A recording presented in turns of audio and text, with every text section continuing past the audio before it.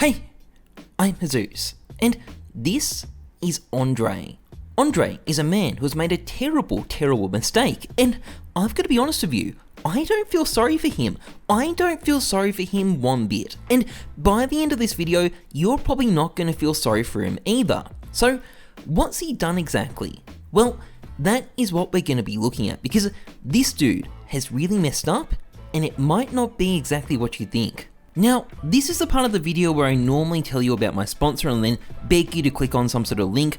I'm not going to do that for this video. I don't think it's serious enough to deserve an ad, but since I'm used to begging you guys anyway, I'm going to beg for something else instead. So please leave a like if you enjoy my content. I'd really appreciate that. But anyway, back to Andre.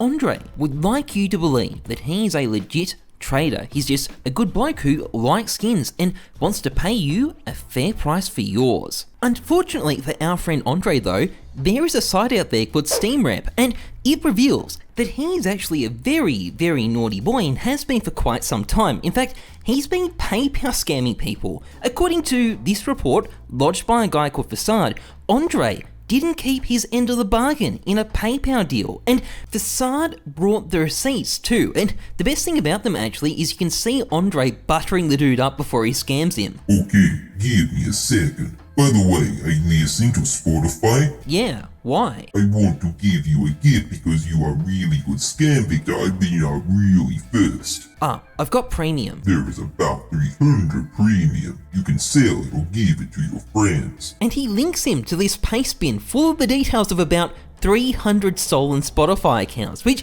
doesn't exactly scream trustworthy to me, to be honest, but the best part of all of this was Andre's attempt to defend himself in the thread. This is a defense strategy that would make Lionel Hutz f***ing cringe. I mean, just listen to this shit. Hey, my friends told me that I have a report here. For sure I got this knife, but I have never chat with this guy. So he admits to owning Facade's knife, he confirms that, but he's also adamant they never talked, which makes no sense whatsoever, and it's why SteamRep slapped a ban on him. But this did not stop our friend Andre. In fact, he's been a really busy boy over the past couple of years.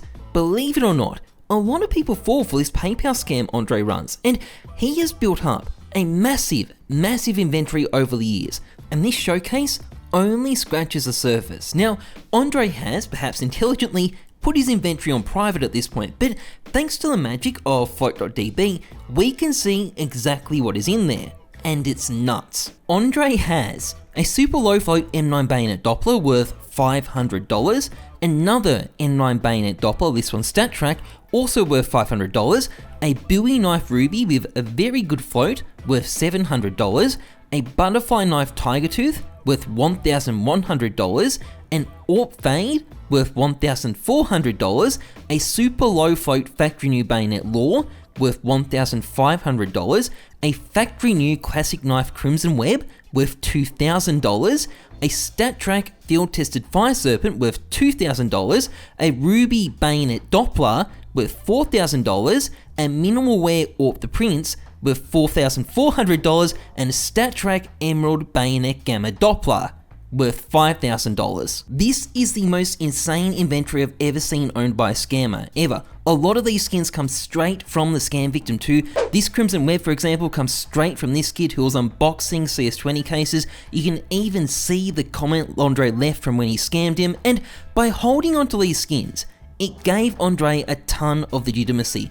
It helped make sure his victims trusted him, and that in turn allowed him to scam even more people. But there's one thing this tells us about Andre more than anything else. It tells us that, no matter what, he must have been 100% confident there was absolutely no risk Valve was ever going to ban him. Who wants to guess how that worked out?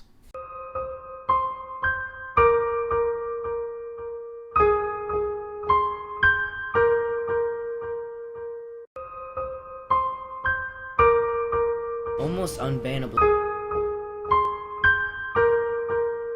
So, Andre is now trade banned. This man had at least $100,000 of skins in his inventory. He was invested in scamming people, but invested nonetheless, and Valve just ruined him. Now, Andre protests his innocence. He even founded a forced trade ban Steam group. Are you forced trade banned on Steam? Then welcome there and fight for us with justice. We are normal traders who got trade banned for literally nothing. Well, I don't know, mate. You're the only one in the group, so I guess you're the only one to get trade banned for literally nothing. And you might be wondering, how could this guy be so f***ing stupid? Well, the truth is, Andre had convinced himself that he was doing everything right. He'd taken steps to make himself look convincing, and he was confident they would work. The only problem was, they didn't work, and they almost certainly backfired and brought him down in the process. I mean, let's check out some of his masterful acts of social engineering. Firstly, he's got this weird little section at the bottom of his bio where he just lists a bunch of account security features for no reason. I don't know what it's meant to be, like maybe a self-help guide. I don't know, maybe he's trying to be the Jordan Peterson of CSGO. Remember kids, clean your room, wash your balls, and turn on that Steam mobile authenticator app. He also lists his gear as if anyone gives a flying f*** about what mousepad he's using. There's a donation section, apparently people are donating to him for some reason. He also proudly mentions someone donated him their Smurf account, which by the way, account sharing, bannable offense, probably not smart to mention that on your profile, dude. And he's even got a section where he tries to throw another group of scammers under the bus.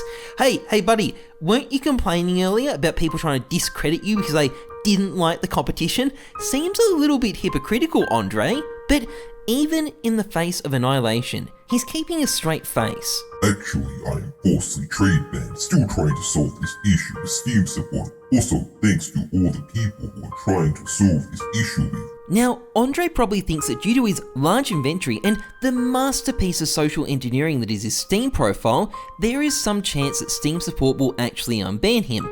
The reality though, is that he's Steam support is not going to be fooled by the fact he talks about the authenticator on his Steam profile, and there is also going to be a trail of reports of him scamming people going back years.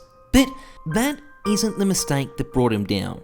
It's almost certainly something else. You see, scammers do not like it if you call them out. They will do all sorts of underhanded things to try and get back at you if you try and get at them. Take my friend Zippel, for example, who is well known for getting scammers banned. Well, some Russian guys didn't like that and decided to use a bot to spam him with various homophobic slurs. Well played guys, I'm sure Zippel learned his lesson there. But you know who else has been calling out scammers? Andre. That's right, these are actual other scammers. No honor among thieves. Disgusting, right? And just like Andre decided to go after them, they've almost certainly tried to have a go at him. Andre probably figured that calling out some scammers on his account made him look legit. Look, Mr. Steam Support, I'm calling out scammers. There's no way Timmy could be telling the truth when he reported me for scamming his knife, but in reality what it actually meant was that there was probably a bunch of Russian guys report botting his account, which also probably explains this. Or perhaps it simply was just his years of reports for scamming catching up with him.